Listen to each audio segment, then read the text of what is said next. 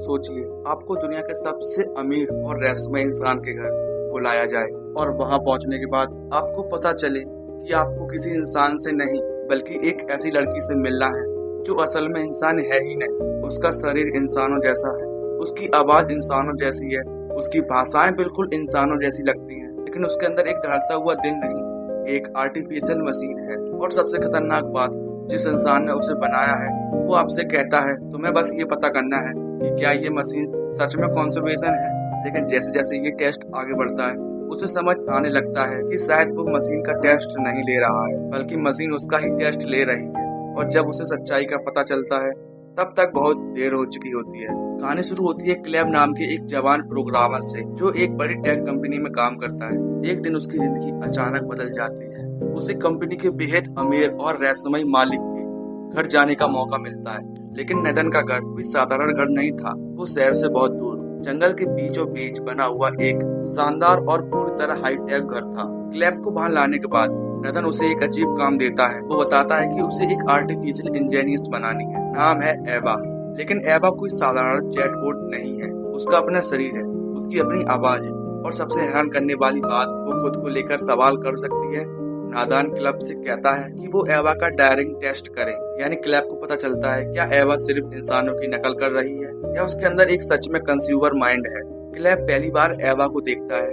कांच की दीवार के पीछे एक खूबसूरत लड़की खड़ी होती है, लेकिन उसके शरीर के कुछ हिस्से साफ दिखाई देते हैं कि वो इंसान नहीं है। लेकिन फिर भी एवा इतनी शांति से बात करती है कि क्लेब कुछ देर में ही भूलने लगता है कि वो एक मशीन के सामने बैठा है। एवा उससे सवाल पूछती है, उसकी जोक समझती है, उसके एक्सप्रेशन पढ़ती है और धीरे धीरे क्लेब उसके प्रति इमोशनली अटैच होने लगता है। लेकिन तभी एक अजीब चीज होती है। जब भी नदान के घर की सिक्योरिटी सिस्टम को लेकर कुछ होता है, एवा और क्लेब के बीच बातचीत अचानक बंद हो जाती है, जैसे कोई तीसरा इंसान चुपके से उनकी बातें सुन रहा हो। क्लेब को शक होने लगता है कि नादान उससे कुछ छुपा रहा है। असली खेल तब शुरू होता है जब एक दिन एवा क्लेब से एक ऐसी बात कहती है जो पूरी कहानी की दिशा ही बदल देती है। वो क्लेब को इशारा करती है कि नादान पर भरोसा मत करना। क्लेब अब नादान को अलग नजर से देखने लगता है। उसे लगता है कि शायद एवा एक कैद मशीन है और नादान उसके साथ प्रयोग कर रहा है। एवा धीरे धीरे क्लेब के अंदर फीलिंग्स और पैदा कर देती है और क्लेब के मन में सच में सवाल उठता है, अगर एवा सच में कॉन्सर्वेशन नहीं तो क्या उसे आजाद होने का अधिकार नहीं।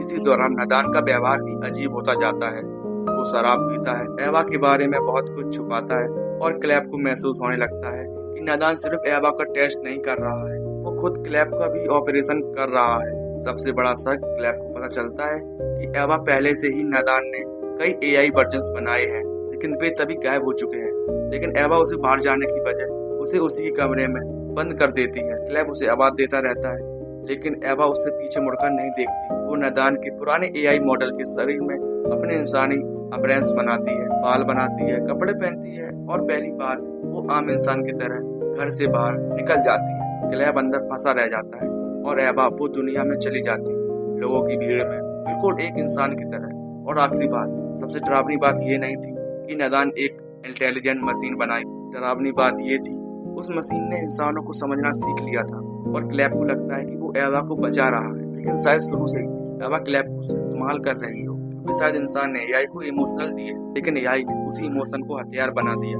और आखिर में सवाल ये बचाता है, एवा इंसान थी या मशीन। सवाल ये है, अगर कोई मशीन इंसानों की तरह सोच सकती है, महसूस कर सकती है, हमें मैनिपुलेट कर सकती है, तो असली खतरा मशीन है या इंसान जिसने इसे बनाया। अगर वीडियो पसंद आई हो तो वीडियो को लाइक करना, शेयर करना मत भूलना। तो मिलते हैं अगले वीडियो में, तब तक के लिए बाय बाय। अगर चैनल पर नए हो तो सब्सक्राइब करना मत भूलना बिल्कुल।